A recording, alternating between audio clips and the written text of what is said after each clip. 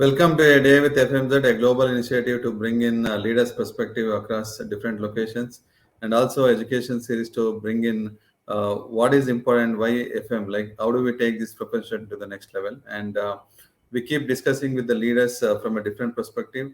And today we have Darin Rose, who is an expert from FM industry. Welcome, Darin, and I also have my co-host Lisa. Welcome, Lisa, Thank you. and over to you, Lisa. Thank you. Darren, we'd first like to get to know you just a little bit. Can you tell us about the start of your career and your involvement with IFMA? Sure. Thanks, Lisa. Where some people say they accidentally fell into facility management, I prefer to say that I made a right turn into FM. I went to college for hotel and restaurant management and later film production. I needed a full-time job for health insurance and for full-time work. And my wife and I were expecting our first kid. I was a painting contractor at the time while going to school and landed my first facilities job at the Los Angeles Mission, downtown LA, Skid Row. When I first became a chapter member of the LA chapter, it was a memorable experience for me. I was 24 years old, new into facilities. People in circles were talking when I arrived. As I walked up to a group, the facilities leader for all of Northrop Grumman worldwide introduced himself and welcomed me into the conversation that they were having. I thought, wow, I can't believe someone of his stature is so welcoming.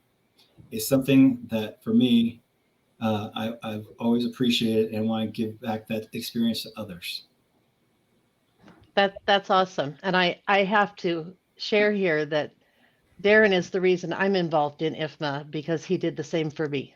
So he paid it forward. Good. I think that's how we get connected. That's how we grow this fraternity. I think one other thing in an FM, we always look at this is very dynamic, right? So I think we come from different streams of education background. Are there any people or principal that have influenced you, Darren? Yes, on a personal level, a couple of ideas that have helped me through building a foundation of who I am today. One is the Ritz-Carlton. They have a motto that has given me that focus to fulfill a guest's unexpressed wishes. My wife and I stayed at a Ritz-Carlton when we were honeymooning after getting married. And the staff called us by name. They were very attentive to our needs, even providing personalized treats for us. The Ritz-Carlton provides a grand experience by being very intentional, identifying and fulfilling their guest needs and wishes. Another principle for me, along the same line, is thinking with anticipation. I heard futurist Daniel Burrus speak at an IFMA World Workplace several years ago. By thinking with focus and anticipation, we can see patterns and prepare for future needs for our members, our guests, and our clients. Also, I strive to look for what others are doing in other industries and see how those patterns and technology can work for my organization and industry as well. And then as well, author and speaker Robert Schuller also impacted me with his perspective, a book that he wrote called Tough Times Don't Last, Tough People Do. This helped me to remember that challenges will come and go, and though they may not be easy, they build resilience in the person. Tough doesn't necessarily mean to be a macho, Marlboro man type, but to support others who may be going through similar circumstances. For example, for me, resilience as well is just something as simple as including knowing and testing those limits that I have. When I buy a new car, I like to fill it full of gas to run it as close to empty as possible. This allows me to know what reserves I have in case I ever need it, not just based upon what the gas light comes on. Usually when the gas light comes on, you have a little bit extra, but how much do you really? I like to push in and know what those boundaries are. And that's part of being resilient too, knowing, understanding what those limits and boundaries are. So sort of feeding, I guess it sort of feeds into boundaries. You have very quietly led a number of initiatives within IFMA. One of them that led to a greater level of inclusivity for chapters in the global organization. So it was a really big deal, sort of worldwide. What skills or characteristics from your career do you think best prepared you for that leadership? I think there's a couple things that have shaped my perspective, actually born out of challenging situations, failure, and even pain. I had a boss that was emotionally abusive. There's nothing I could do to please that supervisor, no matter the number of hours I worked. And I just didn't feel, though, that I was to leave that company yet. Through my faith, it helped me build resilience and fortitude within me. I stayed there for 7 years, and in that time, my wife and I were able to become debt-free and eventually decided to move to Colorado for a new start. Though that experience challenged me, it also helped me to realize how not to treat people and how to persevere through those tough challenges. Also, during the banking crisis back in 2007 and 2008, I drew the short straw in a merger acquisition and was out of work for what I thought was going to be 6 months, then a year, then ultimately 2.5 years. I made ends meet by working 2 jobs, pulling data and fiber cable, doing maintenance, and even picking up trash in parking lots and shopping centers. During this time, I saw contractors and nurses at the bus stop early in the morning, waiting to go to work, bakers at Panera at 3 a.m. prepping for the day. These people were going through equal or even more challenging situations. Something I did randomly during that time was giving those people 7-Eleven, Panera, or McDonald's gift cards to those people. I was stopping to say, I see you, you are valued, you are valued to me. It brought perspective to me that to support and give empathy to the people that I meet and find a way to draw excellence out of them. Along with those experiences, though, I also enjoy learning different aspects of an organization. When I worked in restaurant management, I was a busboy, host, cashier, waiter, bartender, cook, pie maker, and manager. With IFMA, I've been a member on and off for several years. And at one point, I was between jobs, trying to decide even if I even want to stay in the facility management.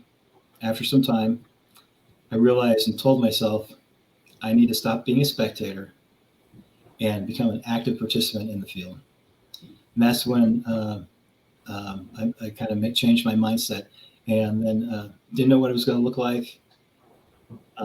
But I figured I'd go ahead and volunteer as education co-chair for the chapter. It was meaningful for me to be a part of that committee to help FMs and also for them to take next steps in their career. I'm also currently an FM instructor for similar reasons, that I can make even more of a direct impact to those interested in developing themselves in their career. After leading the education committee, I joined the Denver chapter as chapter president. And when I did so, I made a point to reach out to people individually and at each meeting to thank and highlight each of those people and also the committees. Thank you, Darin. I think it's been amazing to see your stretch with the IFMA and also the contribution at different levels. I think it really is inspiring. I think your leadership has really brought in a lot of changes. I keep hearing a lot from Lisa, like whenever I meet her. Disruption, as you know, like everything is now a disruptive word, right? So people talk about startup disruptions.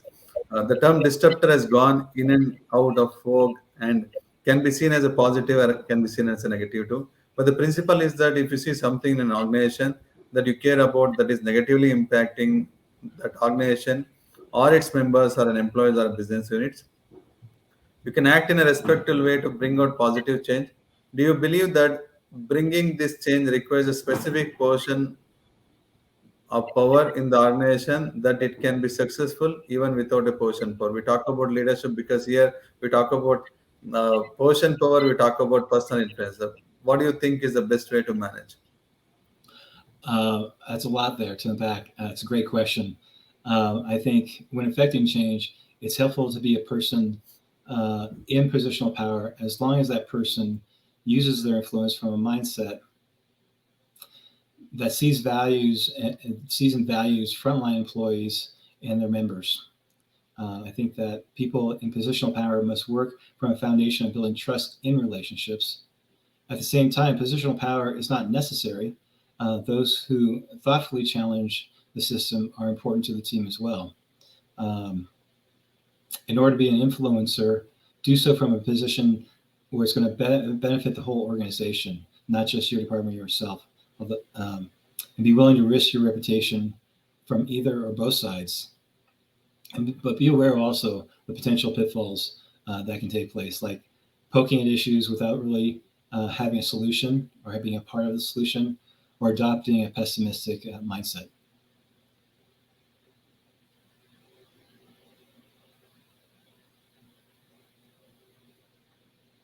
Oh, looks like you're muted, Lisa. Thank you. The thread that I hear throughout your responses seems to be about respect and relationships, which I have always found is a great key to success. What advice would you offer to FMs in a position like what we've described, where you have to bring out positive change, but you don't want to harm either the organization or your own reputation? Sure. Another great question. For me, Stephen Covey's wisdom to seek first to understand and then be understood has been pivotal for me as a person to be able to understand both sides of a situation and create positive outcomes. I think building trust and the willingness towards understanding both sides must be established. Also, thinking neutrally. What I mean by that is listening, taking the situation and the facts for what they are, and finding and seeking effective solutions. Don't get into blaming or caught up into any gossip or hearsay. I think those were things that I would state simply.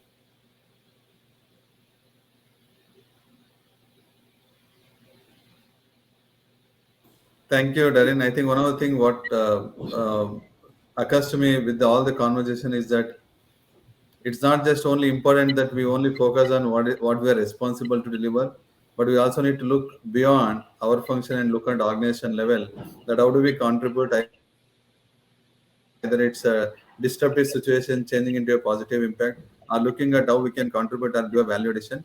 And all of us, I always say that as an FM, we have a individual social responsibility to grow this fraternity, grow this profession, right? I think one of the ways to do a knowledge transfer, knowledge sharing, and building a base for the young professionals who want to take this as a profession. So one of the idea we want to get the leaders' perspective is that wherever you start your career, you can always have a growth when you start looking at from a long-term perspective. I think the journey, the example of a journey what you gave, and actually it actually hit me too.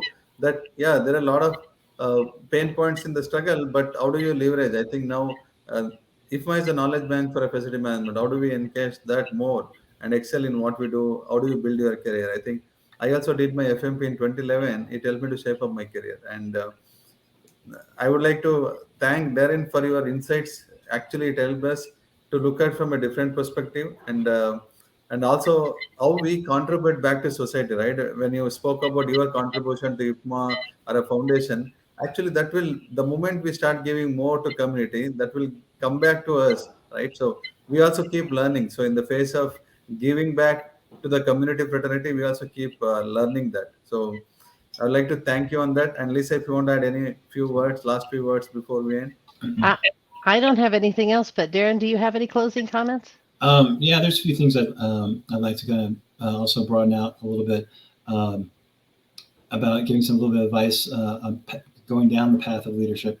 One is, as I would say, first, be quiet and listen to the peers and leadership, then ask questions. I think you'll gain insight on the culture, how the organization currently operates. You can identify actual needs opposed to wants. You may be also able to learn what senior leadership prefers, also what they see as issues to avoid.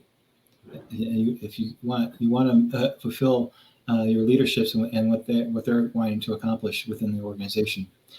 think also being willing to say yes to projects where others say no. Not saying to allow yourself to be taken advantage of. I'm not saying that, but to seek projects that challenge and grow your skills. This will not only prepare you for leadership, but also I think it often draws attention by upper management that you want to take those projects on. I think there's a balance of quality as well as quantity when it comes to taking on those projects. In some cases, it's best to be upfront and create an understanding and agreement with leadership to take on less projects to do them well. A project manager who typically, I think, takes on only 5 projects may need to be given 7 to give them that challenge. At the same time, 10 projects may not be the best option if quality is a primary driver. I think also where there are gaps to be filled inside or outside the organization, I think that's important.